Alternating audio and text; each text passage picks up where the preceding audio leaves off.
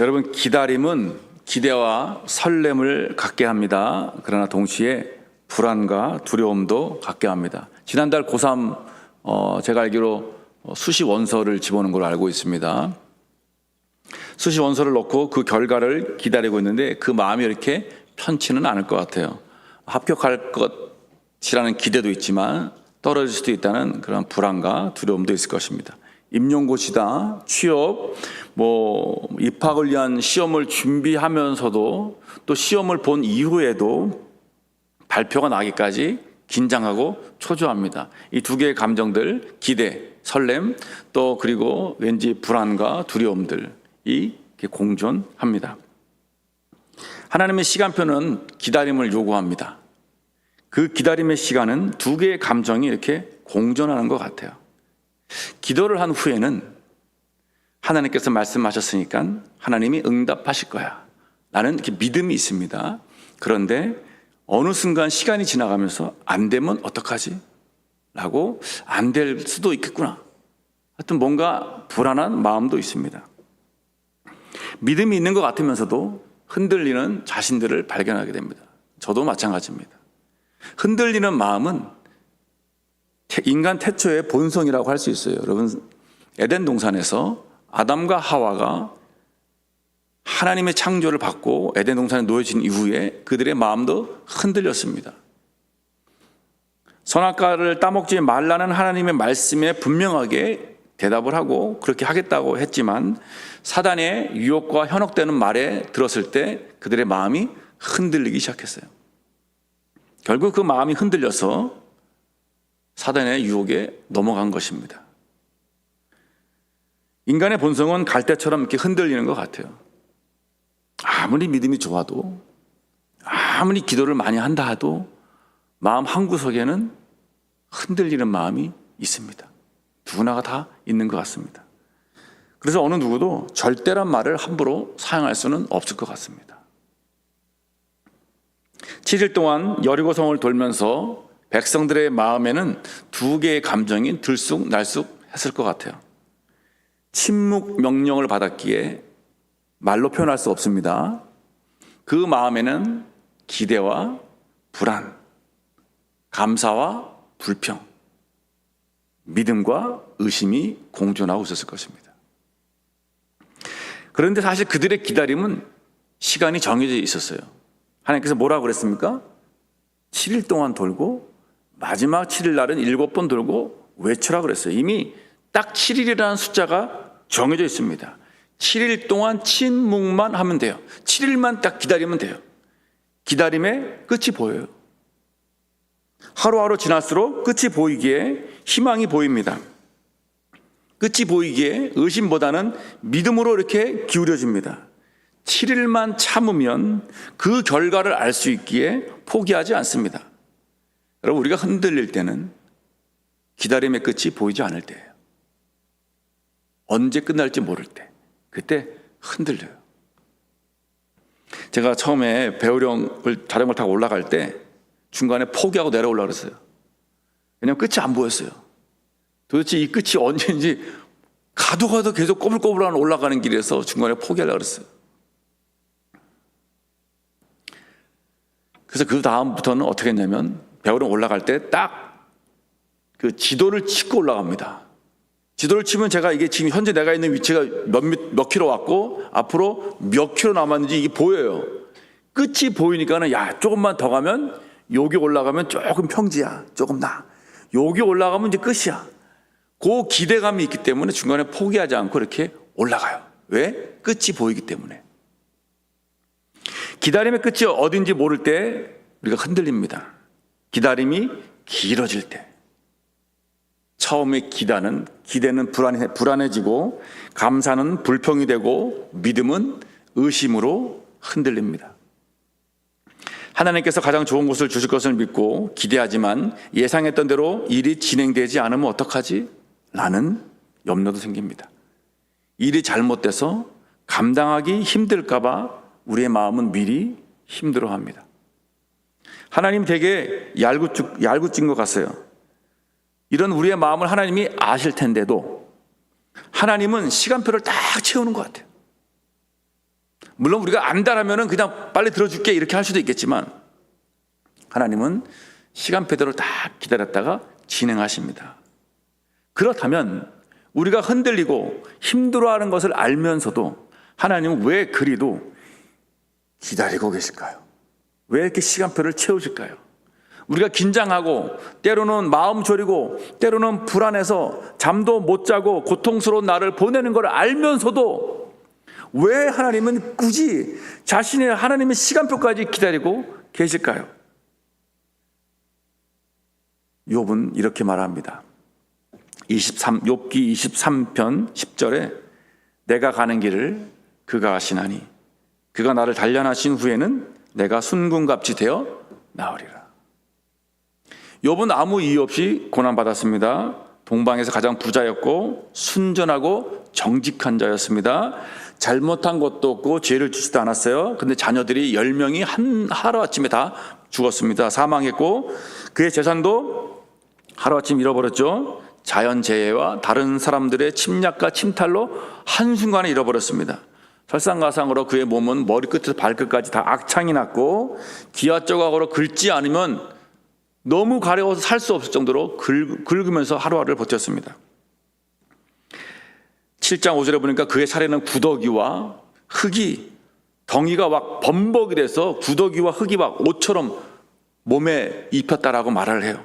피부는 골마 터졌다라고 말합니다. 밤마다 잠을 잘 수가 없어서 새벽까지 이리 뒤척 저리 뒤척 이렇게 말했답니다. 침을 삼킬 때도 고통스러웠다라고 말을 합니다. 피부와 살이 뼈에 붙었고 잇몸만 남았다고 말합니다.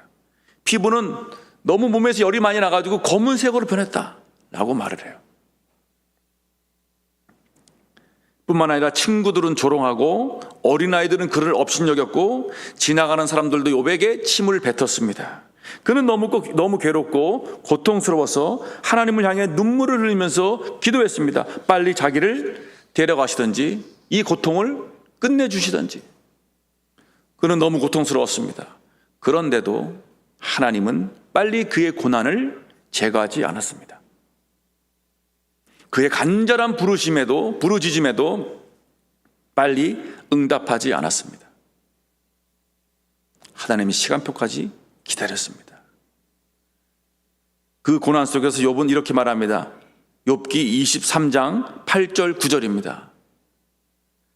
그런데 내가 앞으로 가도 그가 아니 계시고 뒤로 가도 보이지 아니하며 그가 왼편에서 일하시나 내가 만날 수 없고 그가 오른편으로 돌이키시나 배울 수 없구나. 너무 괴로운 고난, 고통 속에서 언제 끝날지 알 수 없는 상황 속에서 하나님이 일하시는 것이 보이지 않았습니다.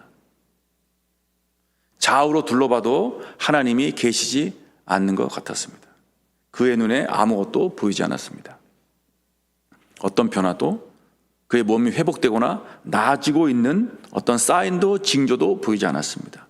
그는 어디로 가고 있는지 어디로 가야 할지 알 수 없었습니다.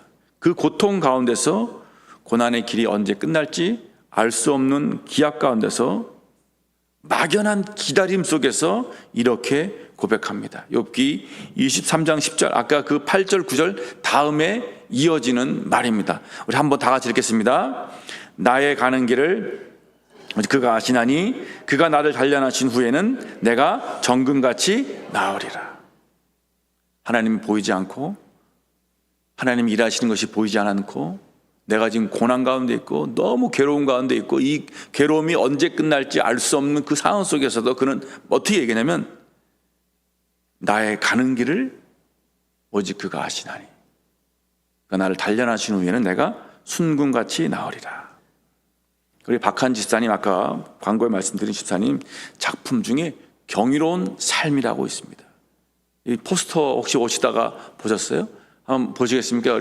이게 사진이 나와 있는데 저 그림이 경이로운 삶이라는 타이틀을 담고 있습니다. 은행나무에서 잎이 떨어지는 모습을 담았고요. 집사님은 눈이 전혀 보이지 않는 상태에서 빛조차 볼 수 없는 시각장애인 상태에서 스스로 나무 껍질을 줍고 그 손으로 나무 껍질 일일이 다 만지고 실을 가지고 작품에 맞는 껍질을 거기 다 붙였습니다. 그리고 청바지를 오려서 노란 물을 들여서 다 붙인 겁니다. 누가 도와준 거라 한 거 없습니다. 집사님은 눈은 보이지 않지만 마음의 눈으로 이게 보인답니다. 그림이. 전시의 주제처럼 어둠의 시련을 손끝의 희망으로 탄생시킨 작품입니다. 이 작품을 만드는데 1년이 걸렸답니다. 너무 힘들어서 중간에 포기하고 싶은 마음도 있었답니다. 그런데 작품이 이렇게 태어났습니다. 여러분, 1년이라는 고난을 이겨내지 못했다면 태어날 수 없는 작품입니다. 자신이 아무것도 안 보이는 시각장애인이라는 것을 극복해내지 못했다면 태어날 수 없는 작품입니다. 한 작품을 만드는데 오랜 시간이 걸리고 7년 만에 개인전을 하는 것으로 알고 있는데, 만약 자신과의 싸움에서 이 기다림의 끝에서 언제 끝날지 모르는 이 기다림에서 포기했더라면 빛을 볼 수 없는 작품이었습니다. 왜 이런 고난이 왔는지 알 수 없고 내가 가는 길을 알지 못하지만 하나님은 나의 길을 아십니다.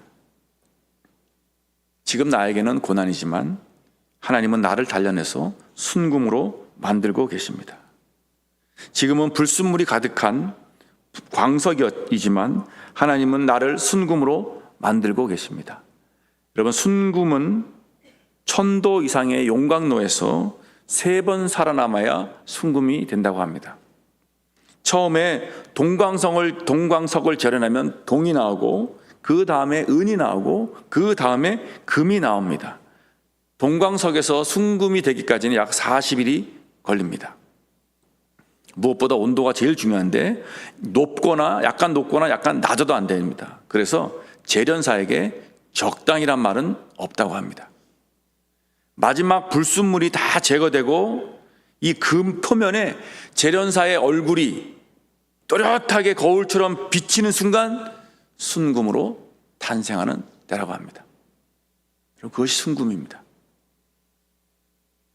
9년째 금을 만들고 있는 우리 최용실이라는 분이 이렇게 말합니다. 3번을 참으면 살인을 면한다는 말이 있지만 동광석 속에 금속이 3번 참으면 순금이 된다. 재련 과정에서 먼지만한 불순물이라도 들어가면 순금을 만들 수 없다. 순금을 만들려면 자신의 얼굴이 거울처럼 보일 때까지 연단을 멈추지 말아야 한다는 교훈이 있다. 이렇게 말을 합니다. 재련소에서 용광로는 광석을 순금으로 만들지만 예수님의 용광로는 우리를 순금으로 만듭니다. 잠언 17장 3절에 이렇게 나와 있습니다. 도가니는 은을, 풀무는 금을 연단하거니와 여호와는 마음을 연단하느니라. 순금의 재련사의 얼굴이 비춰지듯이 하나님은 연단을 통해서 내 안에 누가 비춰집니까? 예수 그리스도가 비춰지는 것입니다. 용광로에서 노폐물이 제거되어 순금이 되듯이 고통과 고난은 우리 안에 있는 죄악의 찌꺼기들을 제거하고 예수 닮은 거룩한 사람으로 만들어갑니다. 그것이 고난이 주는 유익입니다. 고난이 언제 끝날지 알 수 없는 기다림 속에 있다면 예수님의 용광로에서 지금 순금으로 만들어지는 시간입니다. 앞에도 뒤에도 하나님의 일하심이 보이지 않고 가는 길을 알 수 없고 끝이 보이지 않는 어둠 속에 있다면 3번의 연단을 거쳐 순금이 되어가는 시간입니다. 하나님에 대한 흔들리지 않는 믿음, 세상의 유혹에 넘어가지 않는 순전한 믿음의 사람으로 만들어지는 시간입니다.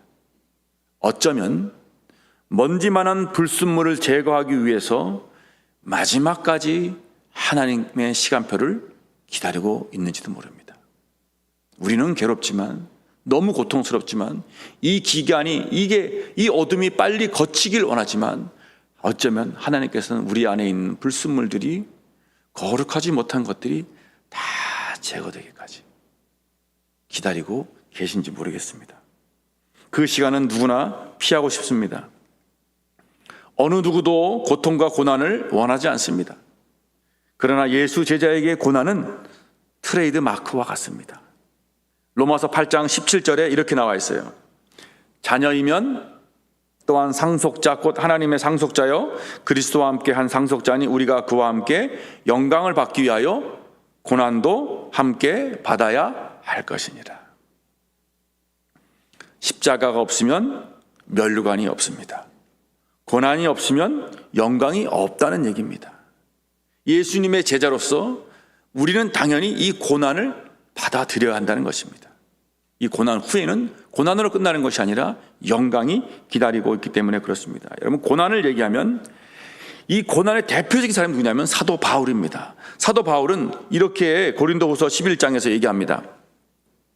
3번 태장으로 맞고 1번 돌로 맞고 3번 파손하고 일주일을 깊은 바다에 지냈으며 여러 번 여행하면서 강도의 위험, 동족의 위험, 이방인의 위험, 시내의 위험, 광야의 위험, 바다의 위험, 거짓 형제의 위험, 수고하고 애쓰고 여러 번 자지 못하고 줄이며 목마르고 여러 번 굶고 춥고 헐벗었노라. 여러분, 그는 제대로 된 생활을 보장받지 못했습니다. 생명에 위협받고 육체적인 고통과 못 먹고 못 입고 못 자고, 지금 한국적인 상황에서 이런 사람 존재하지 않을 겁니다. 기초생활수급자보다 더 밑에 있는 삶을 살았습니다. 더 가난하고 비참했습니다. 자기 이름으로 된 집도 없고 차도 없고 땅도 없고 모아놓은 돈도 없습니다. 그는 아무것도 가진 것이 없는 자였습니다. 그냥 그 삶 자체가 복음을 위해서 고난받았던 사람이었습니다. 그런데 그는 로마서 5장 3절 4절에 이렇게 말합니다. 우리가 환난 중에도 즐거워하나니 이는 환난을 인내를, 인내는 연단을, 연단은 소망을 이루는 줄 알미라. 환난 중에 어떻게 한다고요? 즐거워한다. 예수님에 대한 소망이 있기 때문에 주님을 더 갈망한다는 것입니다. 환난 중에 주님을 더 붙잡고 환난 중에 주님을 더 바라보고, 그러기 때문에 환난이 오히려 주님에 대한 소망을 키워갔다 라고 말하고 있는 것입니다. 그리고 그는 이렇게 고백합니다. 고린도후서 6장 9절에서 10절에서 무명한 자 같으나 유명한 자요, 죽은 자 같으나 우리가 살아있고 징계를 받은 자 같으나 죽임을 당하지 아니하고 근심하는 자 같으나 항상 기뻐하고 가난한 자 같으나 많은 사람을 부유하게 하고 아무것도 없는 자 같으나 모든 것을 가진 자로다. 이렇게 고백해요. 아무것도 없는 사람이 아무것도 없는 자 같으나 모든 것을 가진 자로다. 그는 지금 하나님을 바라보고 예수 그리스도만을 소망하기 때문에 이런 고백을 할 수 있었습니다. 그 안에 예수 그리스도가 있었기 때문에 그렇습니다. 연단을 통해서 그의 삶에 예수 그리스도 형상이 비치고 예수님을 닮은 거룩한 사람으로 만들어졌기 때문에 그렇습니다. 우리가 용광로에서 순금이 되어 나올 때 우리의 생각은 예수님밖에 없을 것입니다. 우리 안에 남아있는 죄악들과 불순물들이 고난의 용광로를 통해서 제거되면 순금의 재련사의 얼굴이 비춰지듯이 내 안에 그리스도의 형상이 비춰질 것을 믿습니다.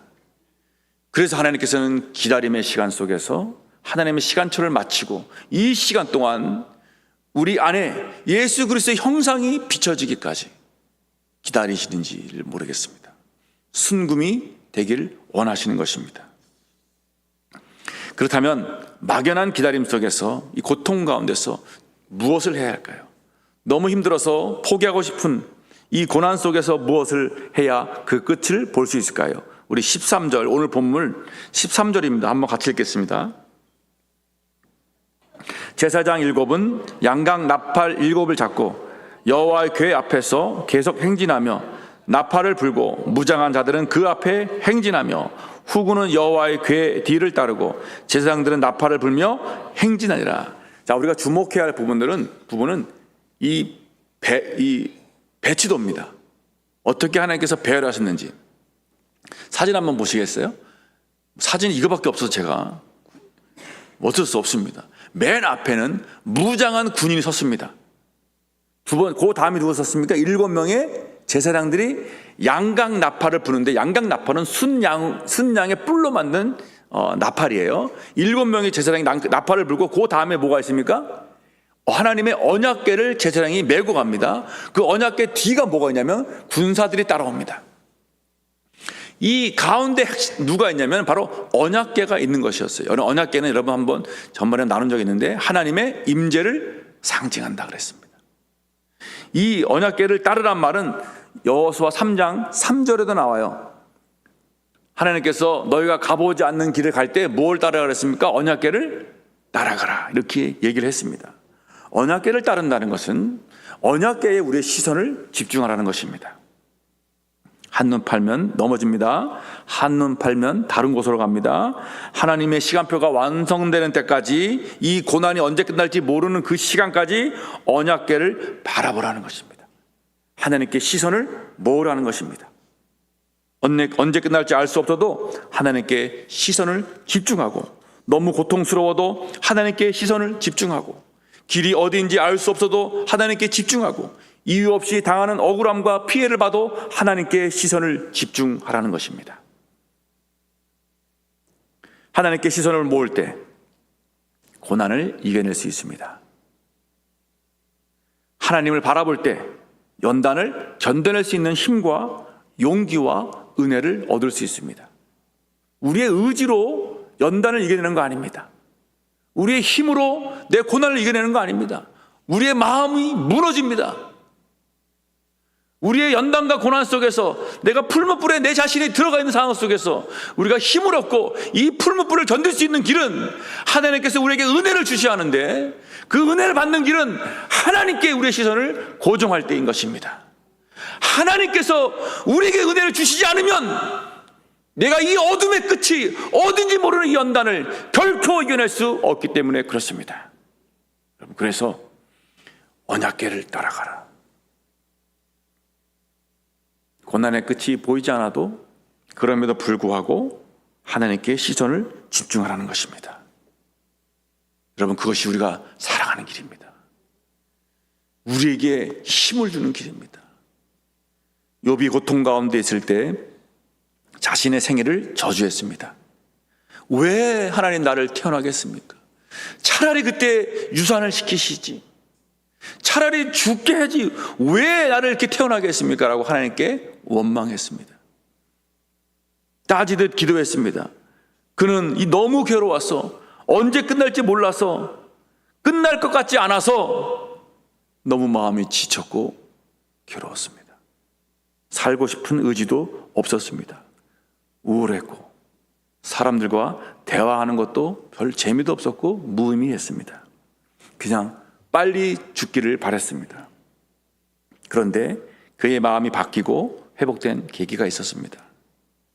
하나님이 그에게 말씀하셨고, 하나님이 어떻게 말씀하셨냐면, 하나님이 이 천지를 창조하신 이 이야기를 쫙 해나갑니다. 천지 만물을 쫙 얘기해요. 이게 누가 창조했어? 이 모든 은하수 누가 창조했어? 이 산과 강과 바다, 이 아름다운 자연들, 이거 누가 창조했어? 다 대답해봐. 바닷속에 있는 그 고래들, 물고기들, 네가 볼 수 없는 그 바다의 심연 깊은데 누가 창조했어? 하나님이 하셨다. 하나님께서 욥에게 나타나셔서 하나님을 보게 하셨습니다. 하나님의 전능하심을 보게 하셨고, 하나님이 창조하신 세계를 보게 하셨습니다. 그는 너무 고통스럽고 괴로워서 하나님의 위대하심을 잊고 있었습니다. 자녀들도 모두 죽고, 그 많던 재산도 다 잃고, 건강했던 몸도 다 망가지고, 주변 사람들도 모두 떠나고, 친구조차 자신을 이해하지 못하고 오히려 정죄하며 비난했습니다. 이 모든 고난을 홀로 지고 가기에는 너무 버거웠기에 하나님이 창조주심을 잊었습니다. 삶이 너무 버거우면 눈을 들어 하늘을 볼 여유가 없습니다. 너무 힘들 때는 앞에 있는 것도 보이지 않습니다. 너무 힘들어서 그의 시선은 고난에 집중되었습니다. 너무 버거워서 그의 시선은, 그의 마음은 자기에게, 자신의 고난과 주변 환경에 집중되어 있었습니다. 하나님을 바라보지 못했습니다. 그때 하나님께서 오셔서 눈을 들어서 하늘을 바라보라.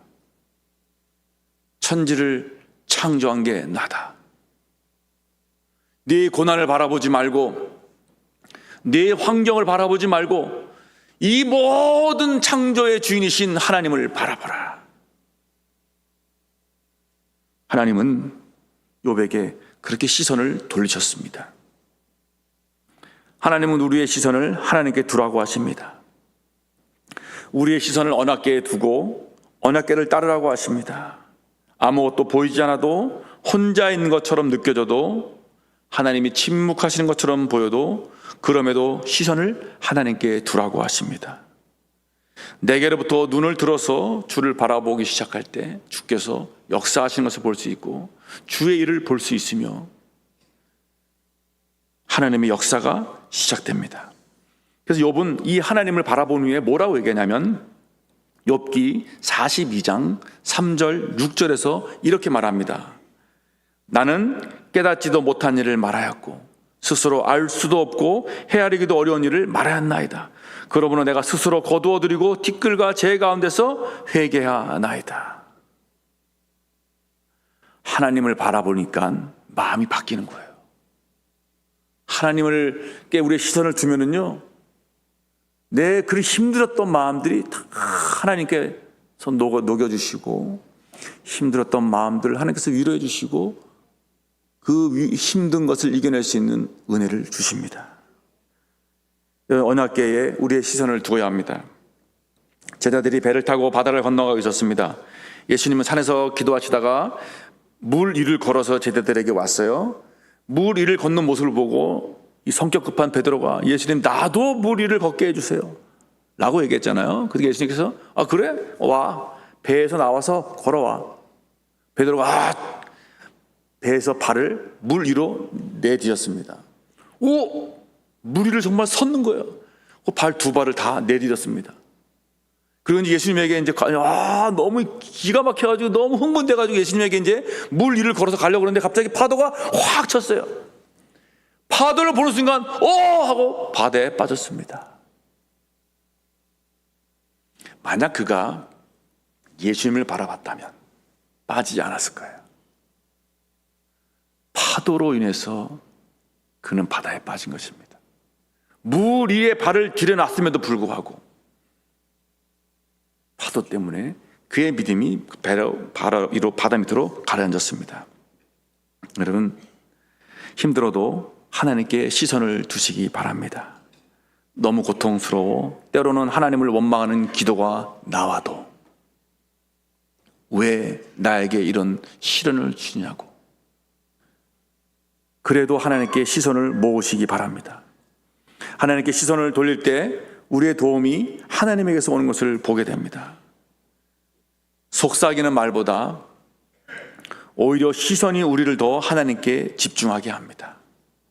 그래서 하나님께서는 침묵을 요구하면서 우리의 시선을 언약궤에 두게 하십니다. 많은 말보다 우리의 시선을 하나님께 돌릴 때, 아무 말 하지 않을 때 우리는 몰아치는 파도가 와도 바다에 빠지지 않습니다. 고난에 시선을 두면 고난에 함몰됩니다. 폭풍 속에서도, 비바람 속에서도, 고난 속에서도 하나님께 시선을 모으시기 바랍니다. 여러분, 그 대면이라는 책에 이런 얘기가 나와요. 수컷 나방이 암컷 나방을 찾는 방법을 이렇게 얘기를 해요. 암컷 나방이 숫자가 적기 때문에 수컷 나방이 이렇게 멀리서 찾아와요. 몇 시간 걸려서 오고 또 몇 킬로를 걸려서 와요. 암컷을 찾기 위해서. 수컷이 어떻게 몇 킬로 된 거리에서 암컷을 찾아올까요? 보이지도 않는데, 느낄 수도 없는데. 그래서 그런 일종의 후각 같은 것이 발달되어 있지 않을까라고 이렇게 얘기를 하는 장면을 나옵니다. 저는 우리가 하나님께 우리의 시선을 집중할 때 고난 속에서 아무것도 보이지 않을 때, 하나님께 우리의 시선을 집중할 때 일종의 영적인 감각이 발달한다라고 생각합니다. 우리의 모든 감각을, 우리의 모든 시선을 하나님께 집중할 때 다른 집중하지 않은 사람들보다 우리의 영적인 감각이 더 뛰어나서 하나님께서 일하시는 것을 보게 하시고, 하나님께서 말씀하시는 것을 우리가 들을 수 있고, 하나님께서 무엇을 원하시는지 우리가 느낄 수 있다는 것입니다. 고난 가운데서 하나님께 집중할 때만 발달되는 영적인 감각인 것입니다.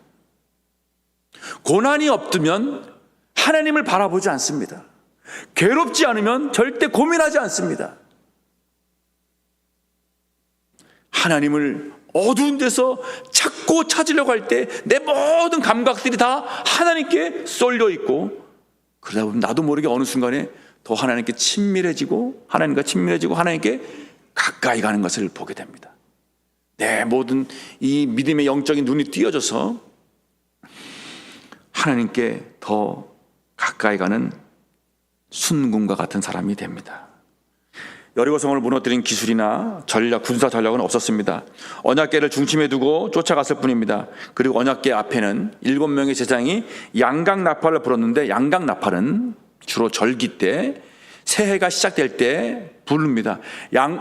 나팔이 또 있습니다. 은나팔이라고 있는데, 보통 은나팔은 전쟁을 알리거나 큰 일이 있을 때 부르지만, 양각나팔은 대부분 절기, 또 하나님께 나와서 제사 드릴 때 와 불고, 다 이제 하나님께 나와서 제사 드리고 경배합시다 하는 의미의 양각나팔을 쫙 붑니다. 이 양각나팔을 불었다는 얘기는 이제 백성들이 하나님께 예배하고 경배하라는 것입니다. 예배를 드리기 위해 모이는 신호를 보내는 것입니다. 하나님의 임재를 선포하는 소리인 것입니다. 하나님을 향한 예배의 선포였습니다. 제사장이 양각나팔을 불었다는 것은 이제 백성들은 하나님을 예배하고 경배하라는 것입니다. 백성들은 예배하는 마음으로 여리고성을 돌았습니다. 하나님의 임재를 상징하는 언약궤를 뒤따르면서 하나님께서 경배하는 마음으로, 하나님께 경배하는 마음으로 7일 동안 성을 돌았습니다. 하나님의 시간표가 언제 완성될지 모릅니다. 고난의 끝이 없어 보입니다. 폭풍 속을 걷고 있는 것 같습니다. 비바람을 마주해야 할지도 모릅니다.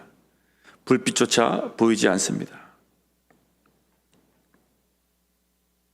여러분의 삶의 중심에 언약궤를 두고 하나님께 시선을 모으시기 바랍니다. 두려움 가운데 여러분 걷고 있습니까? 그럼에도 시선을 하나님께 모으시기 바랍니다. 외롭게 홀로 걸어가고 계신가요? 그럼에도 시선을 하나님께 집중하기 바랍니다. 여러분, 하나님께 시선을 집중하기 위해서 양각나팔을 불듯이 우리는 예배의 자리로 나와야 합니다. 힘들어도 예배의 자리로 나와야 합니다. 괴로워도 예배의 자리로 나와야 합니다. 고통스러워도 예배의 자리로 나와야 합니다. 그것이 하나님께 내 시선을 집중하는 길인 것입니다. 찬양의 자리, 기도의 자리로 나오시기 바랍니다. 우리는 함께 예배하면서 하늘을 바라보는 오늘이 공동체이기 때문에 그렇습니다. 말씀을 맺겠습니다. 여러분, 고난의 끝이 안 보여도 그럼에도 시선을 하나님께 두시기 바라며, 너무 힘들어서 하나님을 원망해도 그럼에도 시선을 하나님께 두시기 바라며, 기도의 응답의 신호가 보이지 않아도 그럼에도 시선을 하나님께 두시고, 원하는 대로 일이 진행되지 않아도 그럼에도 시선을 하나님께 두시고, 사람으로 인해 상처받고 실망해도 그럼에도 시선을 하나님께 두시기 바랍니다. 주님께 시선을 돌릴 때, 내게로부터 눈을 들어 주님을 바라볼 때 나의 삶은 역사가 되고 주가 일하기 시작합니다. 연단의 고통을 이겨내시고 순금같이 되어 여러분의 여리고성도 무너지는 놀라운 은혜와 기적을 경험하는 저 여러분 되시길 주님의 이름으로 축원합니다. 우리 시간 함께